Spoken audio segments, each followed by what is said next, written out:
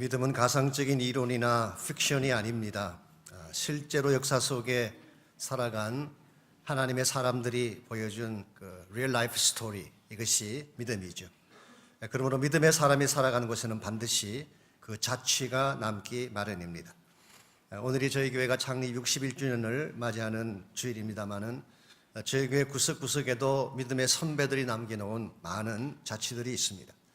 특별히 김동명 목사님과 안희숙 사모님 두 분이 남겨주신 믿음의 유산은 그 무엇과도 바꿀 수 없는 소중한 자산들입니다. 어젯밤에 제가 설교를 준비하면서 안희숙 사모님이 쓰신 죽으면 죽으리라 그 책을 다시 꺼내서 보았습니다. 순교 신앙의 향기를 다시 맛보고 싶어서였습니다. 아시겠지만 안 사모님은 일제시대 때에 일본에서 공부를 하시고 음악을 전공하셨죠. 그리고 한국에 오셔서 여자 고등학교에서 교편 생활을 잡으시고 일을 하셨습니다. 그랬는데 한국교회가 1938년도에 신사참배라고 하는 것을 결정을 했습니다. 이것은 우상 숭배이고 잘못된 것인데 교회가 그렇게 결의를 한 것이죠. 그때에 많은 뜻 있는 그리스도인들이 항거하고 일어났고 안희숙 사모님도 그 중에 한 분이었습니다. 그래서 일본의 멸망을 선포하기 위해서 1939년도에 박관준 장로님과 함께 일본으로 건너가서 일본 국회의사당에서 일본은 망한다라고 하는 전단지를 뿌리다가 체포되셨어요. 그리고 6년 동안 옥중 생활을 하셨습니다.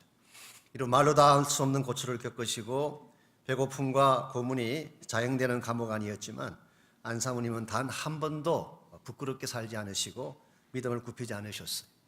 오히려 찬양을 부르시고 말씀을 읽고 가르치고 감옥 안에 있는 많은 죄수들을 변화시켜서 예수의 사람이 되게 하셨습니다. 간수도 나중에 예수님을 알게 되고 심지어는 그를 재판했던 판사도 예수님을 믿게 되는 이런 놀라운 믿음의 역사들이 일어났습니다. 한 분은 선화라고 하는 여자 한 분이 감옥에 들어왔는데 이분은 그 당시 평양의 유명한 기생이었다고 합니다. 그래서였는지 들어오자마자 술 타령을 하고 담배 타령을 하고 매일 간수들에게 대어들고 사람들과 엉켜 싸우면서 얼굴과 몸이 피투성이가 되고 상처가 많이 났습니다.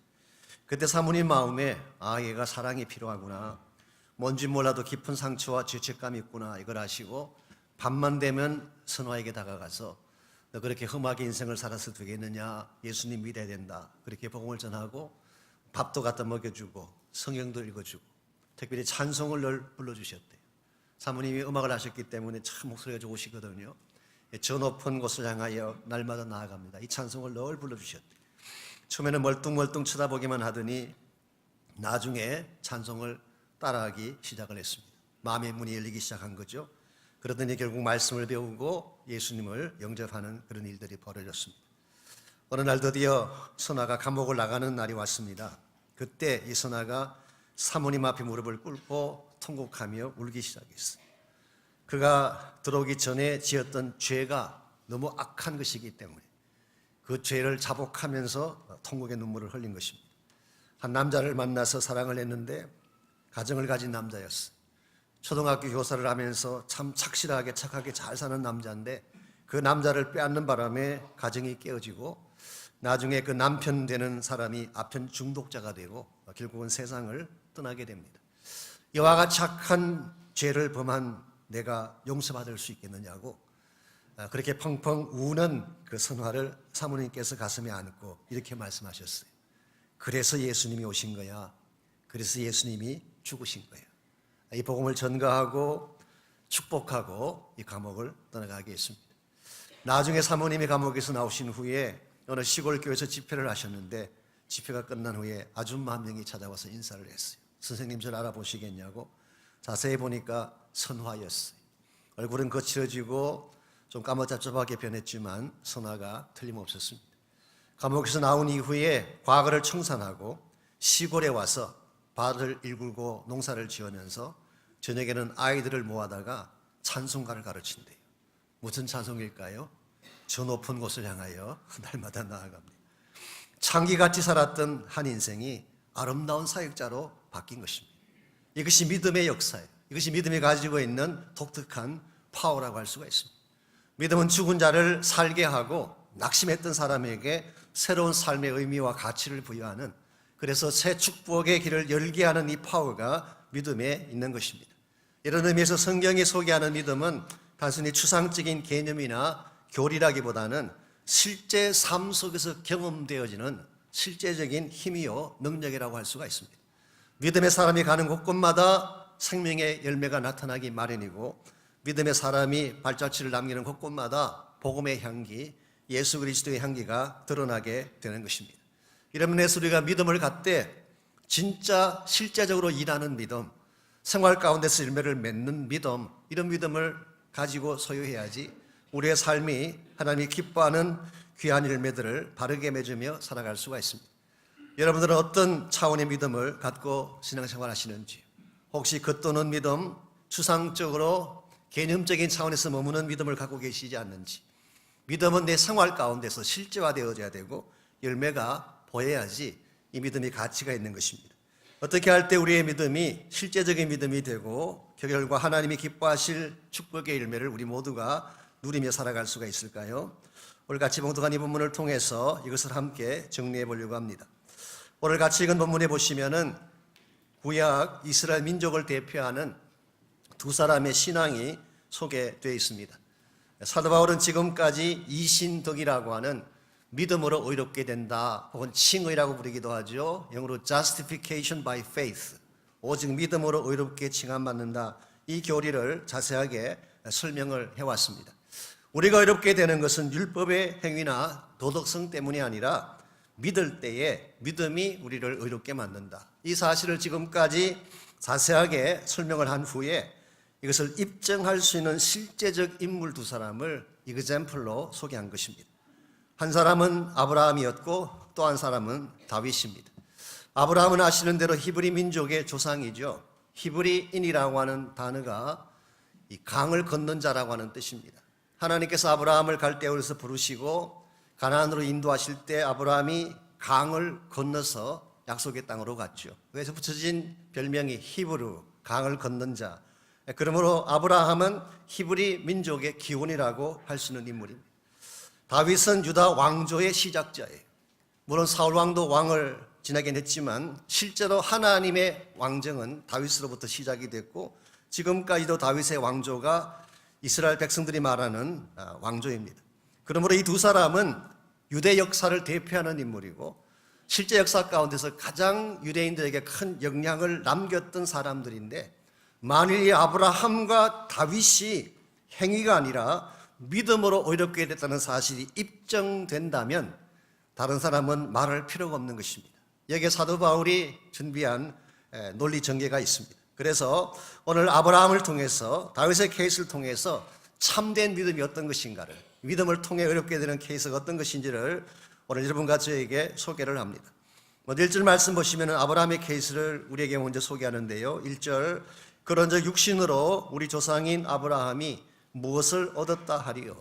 여기 육신으로라고 하는 이 단어를 혈통이라고 번역하는 사람도 있습니다만은 오늘 문맥상에서는 혈통으로 보기보다는 이 플래시라고 하는 것은 영과 대치되어지는, 스피릿과 대치되어지는 그런 개념이죠. 그러므로 아브라함이, 우리 조상인 아브라함이 fleshly, 육신적인 차원에서 본다면 하나님 앞에 과연 무엇을 얻을 자격이 있느냐, 하나님 앞에 무엇을 얻을 수가 있었느냐.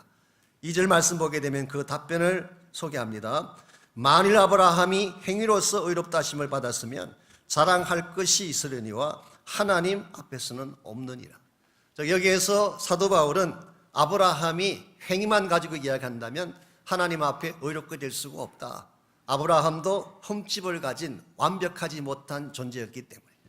여러분 생각에 아브라함의 삶이 완전했다고 생각하십니까? 하나님에 의해 도달할 정도로 퍼펙트했다고 생각하십니까? 그렇지 않습니다. 물론 아브라함은 훌륭한 분입니다. 우리 모두가 본받아야 될 많은 것을 가지신 믿음의 조상이죠. 그렇다고 해서 그분이 퍼펙트했느냐? 그건 아닙니다.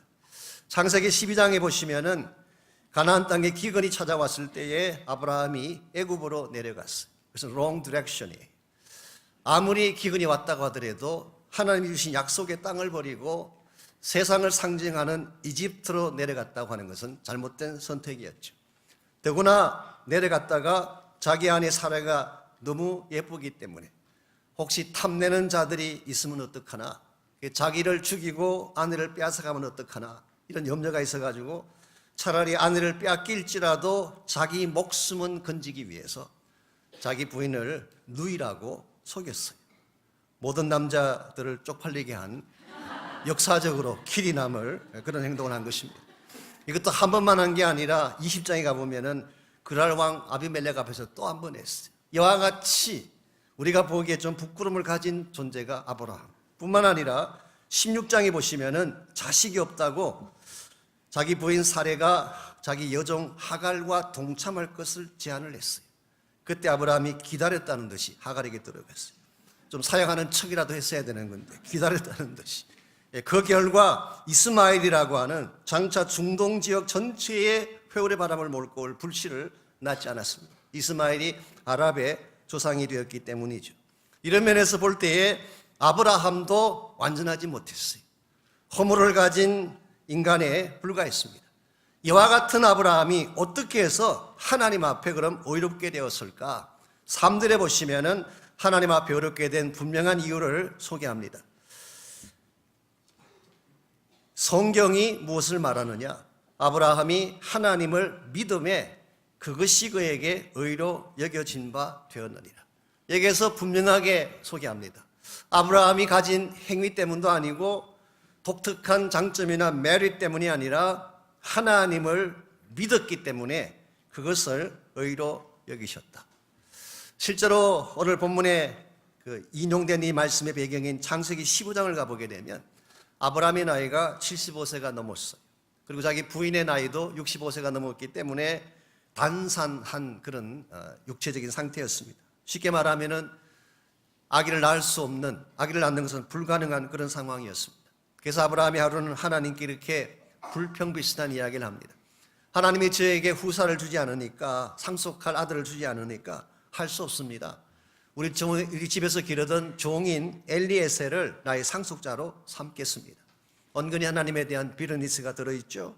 그때 하나님께서 말씀하시기를 아니다. 너의 몸에서 날짜가 내 상속자가 되리라. 그리고 아브라함을 이끌고 밖으로 나가서 하늘을 보라고 했습니다. 하늘을 쳐다보았더니 밤하늘에 수천 수만의 별들이 반짝이고 있습니다. 그때 하나님 말씀하시기를 내 자손이 이와 같으리라. 지금 아무것도 없는데 한 명의 아들도 두지 않은 상태인데 하나님께서 수천 수만의 별과 같은 자손을 보여주시고 너의 자손이 이와 같아 말씀하셨을 때 창세기 15장 6절을 보면은 아브라함이 여호와를 믿으니 여호와께서 이를 그의 의로 여기셨다. 사도 바울이 이 말씀을 그대로 오늘 본문에서 인용한 것입니다. 그러므로 아브라함이 하나님께 의롭게 된 것, 즉 아브라함이 구원을 받은 이유는 율법의 행위가 아니다. 믿음의 케이스 때문이다. 만일 아브라함이 이와 같은 케이스로 의롭게 되었다면, 아브라함이 믿음 때문에 구원받는 자가 되었다면 여러분과 저의 케이스는 더 말할 필요가 없는 것입니다. 우리가 믿음을 통하지 않고 하나님께 나갈 방법도 없고 믿음으로 하지 않고는 의롭다 칭함받을 수 없는 것입니다. 그러나 여기서 말하는 믿음은 막연한 믿음이 아닙니다. 소개해드린 것처럼 불가능한 현실 속에서도 하나님의 가능성을 신뢰하고 바라보는 실제적인 믿음. 이 믿음이 아브라함의 삶을 변화시킨 것입니다. 실제로 뒤에 가보게 되면 아브라함이 100세가 되었을 때 이삭이라고 하는 아들을 낳습니다. 이 실제적인 믿음, 나의 삶 가운데 실제로 역사가 있고 열매가 나타나는 믿음, 이것이 우리 삶 가운데 변화를 가져오게 하고 하나님이 기뻐하실 축복들을 낳게 한다는 것입니다. 여러분과 저의 삶에도 이런 믿음이 필요합니다. 추상적인 믿음, 개념적인 믿음은 아무리 갖추어도 별로 소용이 없어요. 실제 상황 가운데서 일하는 믿음, 하나님을 믿었기 때문에 actually 우리 삶의 열매가 나타나게 하는 믿음, 이 믿음을 가져야지 여러분 삶의 변화도 가능하고 맺게 될 열매도 아름답게 됩니다. 참으로 하나님이 기뻐하시는 믿음, 즉 실제적인 바른 믿음을 우리 모두가 소유하게 된다면 어떤 열매들이 우리 삶 속에 일어나게 될까요? 오늘 본문에 기록된 아브라함과 다윗의 케이스를 통해서 참된 믿음이 가져올 세 가지 축복의 열매에 대해서 소개해 드리려고 합니다. 제일 첫 번째로 우리가 바른 믿음을 갖게 되면 우리 삶의 위치가 달라지게 됩니다. 우리가 믿는 순간 비로소 우리 삶의 위치가 하나님 안으로 혹은 그리스도 안으로 들어오게 되는 것입니다. 이게 굉장히 중요한 변화예요. 하나님 바깥에 있던 사람이 혹은 그리스도 바깥에 있던 사람이 그리스도 안으로 들어오게 하는 사건, 이것이 믿었을 때 일어나는 첫 번째 열매입니다. 오늘 본문에서 아브라함이 하나님을 믿었다 그렇게 기록되어 있는데요, 실제적으로 무엇을 믿었다는 뜻일까요? 그냥 막연하게 하나님이 계신다 이런 믿음이 아니에요. 창세기 15장 4절을 다시 보시면 하나님께서 내 몸에서 날짜가 내 상속자가 되리라 말씀하셨어요. 여기서 내 몸에서 날짜, 그게 과연 누구를 지칭하는 것일까요? 1차적으로는 이삭을 의미한다고 할 수가 있습니다. 아브라함에게서 태어날 아들 이삭을 의미할 수가 있지만 그러나 그것이 궁극적인 오늘 그 말씀의 성취는 아닙니다. 바로 그 다음 절인 창세기 15장 5절을 보게 되면 하나님께서 하늘을 우러러 무뼈를 셀 수 있나 보라, 또 그에게 이르시되 내 자손이 이와 같으리라. 하늘의 별과 같이 수많은 후손, 이것은 단순히 이스라엘 민족을 뜻한다고 하기에는 너무나 방대하고 커요. 더구나 그것을 이룰 내 자손, 이 내 자손이 놀랍게도 단수로 되어 있어요. 복수가 아니에요. Thy seed, 단수로 되어 있어요.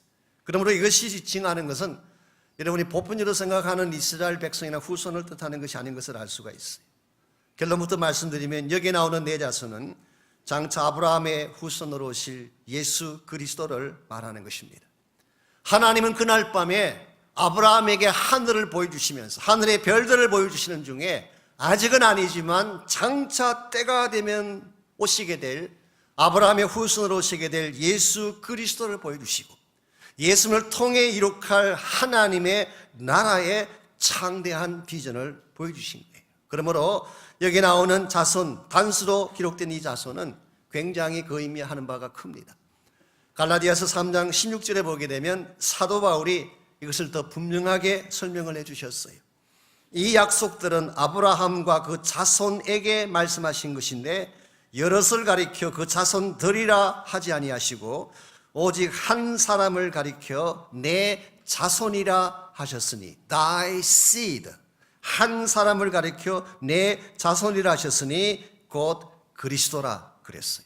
그러므로 그날 밤 아브라함이 보고 믿었던 것은 막연한 하나님이 아니라 아직은 나타나지 않았지만 장차 수천 년의 세월이 흘러야 나타날 케이스이긴 하지만 그러나 먼 발치에서나마 아브라함은 장차 약속으로 오실 하나님의 아들을 향한 믿음을 가졌어요. 이 믿음이 아브라함으로 하여금 하나님 안으로 들어오는 믿음이 됐어요. 이걸 보게 되면 구약 성도들이 믿는 믿음과 신약 성도들이 믿는 믿음이 본질은 같다는 것을 알 수가 있습니다. 구약시대 성도들은 오실 그리스도를 바라보는 믿음, 신약시대 성도님들은 오신 예수를 보는 믿음, 이런 면에서 차이점은 있지만 그 본질적인 네이처는 동일한 것입니다. 즉 아브라함이 이 하나님의 약속을 받아들이고 믿는 순간 아브라함의 생애가 하나님 안으로 쑥 들어왔어요. 그래서 창세기 15장 9절에서 11절까지를 보면은 이 약속을 하신 후에 암소와 염소와 순양과 비둘기 중간을 쪼개게 하고 그 사이를 통과함으로써 피의 언약을 맺게 하셨어요. 이때부터 아브라함이 오피셜리 하나님의 택함받은 사람이 되고 이때부터 아브라함의 후손은 하나님 나라를 이루는 위대한 후손이 되는, 이런 면에서 아브라함으로 하여금 하나님 안으로 들어오게 한 사건은 바로 믿음이었어요. 오늘 여러분과 제가 그리스도 안으로 들어오는 원리도 마찬가지입니다. 우리 인생이 그리스도 안으로 들어오는 데 있어서 제일 중요한 것은 믿음이에요. 어떤 믿음이냐? 예수 그리스도의 보혈의 언약을 믿는 믿음. 예수님이 나를 위해 죽으셨다고 하는 저 십자가의 보혈, 피의 언약을 믿는 믿음을 가질 때 여러분과 제가 그리스도 안으로 들어가게 되는 것입니다. 우리가 세상 바깥에 있다, 세상 속에 살다가 in Christ, 그리스도 안으로 들어오는 사건을 우리는 구원 사건이라고 부르고, 이때부터 진정한 차원에서의 생명과 축복이 시작되는 것입니다. 아무리 많은 것을 가져도 그리스도 바깥에 있을 때는 하나님의 축복을 누릴 수가 없어요. 그리스도 안으로 들어오셔야 돼요. 여러분 삶의 위치가 세상에서 그리스도 안으로 옮겨져야 됩니다. 여러분들은 그리스도 안으로 들어오셨는지요? 여러분이 아무리 세상적으로 많은 것을 성취하고 많은 것을 이룩해도 그리스도 안으로 들어올 때까지는 하나님이 준비하신 진정한 차원의 복을 누릴 수가 없습니다. 에베소서 1장 3절 말씀에 하면은 하늘에 속한 모든 신령한 복을 그리스도 안에 주셨다고 했어요. 여러분이 하나님이 예비하신 하늘의 신령한 복을 받고 참 생명의 축복을 누리고 평안을 누리고 기쁨을 누리고 만족과 행복을 누리기를 원한다면 in Christ, 그리스도 안으로 들어오셔야 돼요. 들어오는 방법은 믿으면 돼요. 예수 그리스도의 보혈을 믿으면 되는 것입니다. 오늘 이 시대에 사는 많은 사람들이 자기 나름대로 열심히 살면 잘 살리라고 생각을 하지만 열심히 사는 것만으로 충분하지가 않습니다. 그리스도 안으로 들어오셔야지 행복도 누릴 수가 있고 마음의 축복도 소유할 수가 있습니다. 인도에서 선교하시던 선교사님 한 분이 이런 간증을 하셨어요. 주일마다 예배를 드리는데 한 여자분이 주일날 예배를 드리러 올 때 항상 낡고 초라한 옷을 입고 옵니다. 그래서 한 번은 선교사님 물었어요. 왜 주일 예배 때마다 그 옷을 입고 오느냐, 좀 다른 옷은 없느냐 그렇게 물었더니 그 자매님이 말씀하시기를 지금 자기가 입고 있는 옷이 가장 좋은 옷이래요. 그래서 선교사님이 한마디 더 물었습니다. 그럼 당신은 항상 그렇게 가난하게 사셨습니까? 그랬더니 아니래요. 전에는 저에게도 보석도 있었고 고급스러운 옷도 있고 돈도 있었습니다. 그런데 하루는 동네 깡패가 와서 저의 재산을 다 빼앗아 갔습니다. 그리고 깡패가 말하기를 만일 너가 믿는 예수를 버리기만 하면 빼앗아 갔던 돈과 보석과 모든 것을 다 돌려주겠다고 했어요. 선교사가 말하기를 그럼 왜 다시 예수로 돌아가서 그 빼앗겼던 재산을 다시 찾아오고 그래서 잘 살지 않느냐 그렇게 물었더니 아주 시어리스한 표정으로 그 자매님이 답변하셨어요. 비록 가난하게 살아도 예수님 안에 사는 삶이 돈이 있으면서도 불신자로 사는 것보다 훨씬 더 행복하기 때문입니다. 이게 여러분 믿음이에요. 그리스도 안으로 돌아와 보지 않은 사람은 이 기쁨을 몰라요. 돈 많이 가지고 출세하면 행복할 줄 아는데 아닙니다. 아무리 많이 가져보십시오. 만족하지 않습니다. 밤낮으로 일하면 아무리 높은 정상으로 올라가 보십시오. 끝이 없어요. 설사 정상까지 올라간다고 하더라도 아무것도 보이지 않아요. It's nothing. 아무것도 없어요. 그리스도 안으로 들어오지 아니하면 내가 소유한 모든 것도 미닝을 잃어버리게 되고 그리스도 안으로 들어오지 않게 되면 참된 생명과 축복을 누릴 수 없기 때문에 여러분과 제가 첫 번째로 해야 될 중요한 과제가 in Christ, 그리스도 안으로 들어오는 것입니다. 이와 같이 우리가 믿음을 갖게 되면 삶의 위치가 그리스도 안으로 옮겨지게 되는 축복. 그러나 이것이 전부가 아닙니다. 두 번째로 우리가 바른 믿음을 갖게 되면 삶의 동기가 달라지게 됩니다. 내가 살아가야 되는 동기. 보상을 바라고 살았던 우리 인생이 이제 은혜를 나누며 사는 삶으로 바뀌어지게 되는 축복. 이것이 믿음을 가졌을 때 일어날 두 번째 케이스입니다. 보상이라고 하는 것, 리워드라고 하는 것은 일한 대가로 받는 삭을 말하는 것이죠. 그게 리워드예요. 은혜는 어떤 것인가요? 일한 것과 아무 상관없이 그저 받는 선물을 은혜라고 합니다. 오늘 4절과 5절을 보시게 되면 우리가 의롭게 되는 것, 즉 우리가 구원받게 되는 근거가 일한 대가로 받는 것이 아니라 하나님의 은혜라고 하는 사실을 바울은 우리에게 소개합니다. 4절 말씀, 일하는 자에게는 그 삭시 은혜로 여겨지지 아니하고 보수로 여겨지거니와 일을 아니할지라도 아무런 일도 하지 아니하고 아무런 공헌도 하지 아니할지라도 경건하지 아니한 자를 의롭다 하시는 이를 믿는 자에게는, 이게 하나님이에요. 우리가 아무 일도 하지 아니하고 심지어 우리가 경건치 못한 삶, 누추하고 더러운 삶을 산다고 할지라도 믿기만 하면 의롭게 하시는 하나님. 이거 오늘 본문이 소개하고 싶은 하나님이에요. 여러분과 제가 구원받은 것은 우리가 열심히 일하고 노력한 대가로 받게 된 보수가 아니라 하나님이 일방적으로 부어주신 은혜 때문이에요.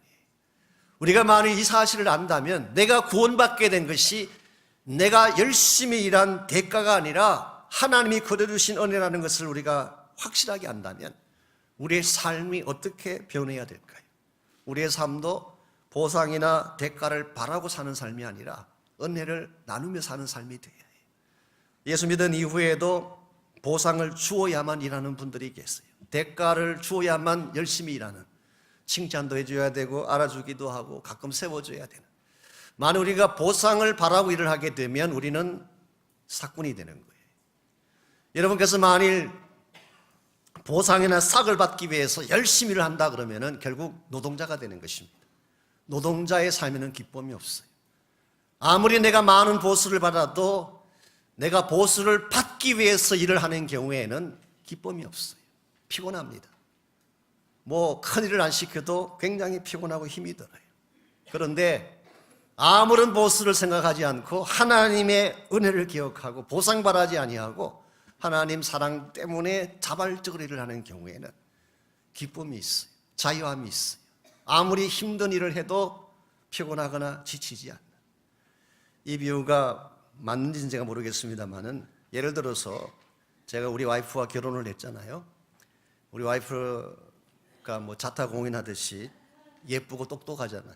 미모와 지성을 함께 갖춘, 뭐 거의 동의 안 하시는 표정이지만 anyway 저는 그렇게 생각합니다. 이 세상에 가장 예쁘고 가장 지성적인 와이프가 우리 집사람인데요.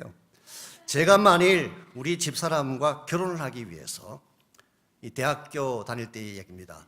스펙을 샀습니다. 학벌을 샀고 학위를 얻고 뭐 하여튼 좋은 스펙을 다 샀는 거예요.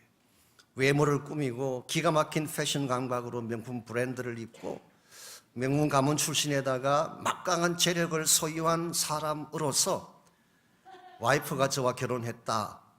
그 케이스는 리월드예요. 제가 잘나서 얻게 된 퀸 카드이기 때문에 그 경우에는 리월드예요. 근데 실제로는 어때요? 실제로는 제가 시골 촌놈에다가 패션 감각은 전무한 데다가 안 믿으시겠지만 저는 대학 다닐 때 미군 야전 잠바 검은색 물들여가지고 입고 다녔거든요. 돈도 없지, 뭐 집안도 별 볼 일 없지, 누가 보아도 초라하고 아무것도 갖추지 않았는데, 그러나 그 당시 우리 대학부에 뭐 서울 의대생도 있고 공대생도 있고 상대생도 있고 잘생긴 애도 많았는데 하나님이 우리 와이프의 눈을 멀게 했어. 저를 택하게 하셨어. 이럴 경우에는 은혜라고 부르는 것입니다. 만일 제가 이 케이스로 결혼을 했다면, 이 은혜를 베이시스로 결혼을 했다면 결혼한 후에 제가 더 바랄 게 뭐가 있겠어요? 밥 타령을 하겠습니까? 반찬 타령을 하겠습니까? 주면 먹고 안 주면 제가 알아서 또 먹고 말이죠. 모선처럼 살아도 감사하지 않겠어요? 시키지 않아도 나가서 쓰레기통 비우고 설거지하고, 이게 은혜를 알았을 때 일어날 수 있는 현상이에요. 여러분이 정말 하나님을 만나고 하나님의 사랑을 알고 내가 구원받은 것이 정말 자격이 되지 않는데, I'm not deserving, 전혀 자격이 되지 않는데 하나님께서 값없이 엄청난 복을 주셔서 하나님의 자녀가 되게 하시고 예수 그리스도의 신부가 되게 하셔서 선택한 것을 여러분이 아신다면 어떤 자세로 살아야 될까요? 은혜에 대한 감격이 우리 삶을 다스려야 되지 않겠습니까? 대가를 바라고 보상을 바라고 알아주지 않으면 삐치고 이런 삶이 아니라 정말 무슨 일을 당해도 감사하고 수많은 일들을 이룩해도 자랑이 없는, 이게 소위 말하는 빚진 자의 삶이죠. 여러분과 제가 정말 바른 믿음을 가졌다고 하는 증거가 여기 있어요. 우리가 정말 바른 믿음, 실제적인 믿음을 갖게 되면 우리 삶의 위치가 바뀌게 됩니다. 세상에서 그리스도 안으로 들어오게 돼요.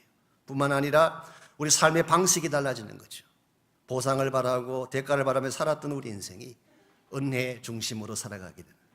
마지막 세 번째로 우리가 참된 믿음을 갖게 되면 삶의 기쁨이 달라지는 것입니다. 우리는 외적인 무엇 때문에 기뻐하는 인생이 아니라 우리 심령 속에 찾아온 기쁨을 누리는 인생. 우리 모두의 마음속에는 죄라고 하는 질병이 있어요. 우리를 상하게 하고 고통 가운데 몰아넣는 죄라고 하는 질병이 있어요.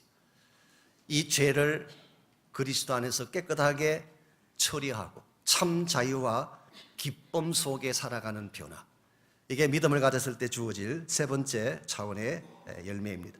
6절에서 8절까지를 보시면은 지금까지 아브라함에 대한 케이스를 소개한 사도 바울이 다윗의 경우를 우리에게 소개합니다. 오늘 본문에 인용된 시편은 시편 32편, 즉 다윗이 범죄했을 때 하나님 앞에 자복함에 들었던 고백을 오늘 본문에서 그대로 인용을 했습니다. 제가 아브라함에게 허물이 있다 그렇게 말씀을 드렸는데요. 그렇다면 다윗에게는 없었을까요? 일반적으로 다윗은 성군이라고 부릅니다. 성군이라고 지칭되었던 다윗의 인생은 정말 완벽했을까요? 정반대입니다. 더 추악했어요. 우리가 이미 아는 것처럼 그는 우리아의 아내 바세바를 취함으로 죄를 범했습니다. 그는 한꺼번에 4가지 십계명을 어겼어요. 첫째, 남의 아내를 탐했어요. 탐욕의 죄를 범했습니다. 간음했습니다. 세 번째로 자기의 간음 사실을 은폐하기 위해서 거짓을 했어요. 그것을 숨기려고 했었어요. 그러다가 그것이 드러나게 되자 살인을 했어요. 그것도 정말 충성된 자기의 부하, 전쟁터에 나가서 자기 조국을 지키기 위해서 피 흘리며 싸우는 그 자기 부하, 그 부하가 전쟁터에 가 있는 동안에 그 부인을 취하고, 그것도 부족해서 그 부하를 전쟁터의 가장 위험한 곳에 몰아넣어서 죽게 만들었던 다윗의 범죄. 이게 작은 범죄일까요? 요즘 한국에서 우리 안희정 지사 때문에 여러 가지 많은 기사들이 뜨고 있지만, 물론 그 사람이 잘못한 거 사실이지만 다윗과는 비교할 수 없어요. 다윗은 그보다 훨씬 더 악한 죄를 지었어요. 정말 추악하고 비겁하고 더러운 죄. 이와 같은 죄를 용서받을 수 있을까요? 다윗같이 이렇게 추악하고 더러운 죄를 지었는데 이와 같은 죄도 용서가 가능할까요? 오늘 본문에 의하면은 예스입니다. 그러한 죄도 용서가 가능하다. 7절 8절 말씀 보십시오.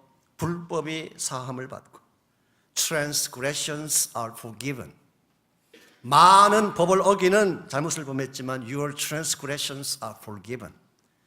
죄가 가리워지고 your sins are covered.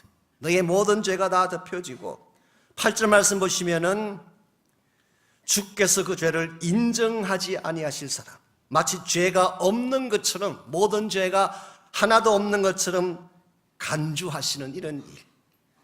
어떻게 그렇게 추악한 죄를 범했는데, 살인하고 간음하고 정말 탐욕을 가지고 수많은 악한 죄를 범했는데 너의 모든 불법이 사함받고 죄가 덮여지고 마치 죄가 없는 것처럼 간주된다고 말씀하고 있을까요? 딱 이유는 한 가지입니다. 다윗이 자기 죄를 자복하고 믿음으로 하나님 앞에 나가서 하나님의 용서를 구했기 때문이에요. 이것이 성경이 말하고 있는 복음이에요. 우리 가운데 죄지지 않는 사람이 있을까요? 아브라함만 실수를 하고 다윗만 이와 같이 추악한 죄를 범했을까요? 아닙니다. 여러분과 저에게도 동일한 죄가 있어요. 알려지지 않았을 뿐이지 오늘날 신문에 등장하는 그 사람들만 죄인일까요? 아닐 것입니다. 우리에게도 시크릿 신들이 많이 있을 거예요. 많은 실수와 허물들이 있을 것입니다. 이와 같은 우리의 추악한 죄악일지라도 하나님께 믿음으로 나가서 예수 그리스도의 보혈을 붙잡게 되면 하나님이 치유하신다는 것이죠. 이게 복음입니다. 이게 복음이에요. 예수님께서 이것 때문에 오셨어요. 이것 때문에 죽으신 것입니다. 우리가 완전하다면 주님 오실 필요가 없었을 텐데 내 스스로의 힘으로 죄를 처리할 수 있다면 주님이 안 돌아가셔도 될 터인데 우리 스스로 아무리 노력해도 죄를 처리할 수 없기 때문에, 여러분, 죄라고 하는 것은 내가 신음한다고 사라지는 게 아닙니다. 내가 노력한다고 죄가 해결되는 거 아니에요. 그저께도 신문에 보니까 한국에 또 배우 되신 배우 한 분이 자살했는데요. 아실 것입니다. 얼마나 고통스러웠으면 자살했겠어요. 부끄럽고 창피하고 죄가 짓누르는 고통이 얼마나 심각했으면 자기 스스로 목숨을 끊었겠어요. 그럴지라도 자살이 죄를 해결하지 못합니다. 내가 내 스스로 목숨을 끊어도 그것 자체가 죄를 처리할 수 없어요. 죄를 처리하는 유일한 길은 십자가밖에 없습니다.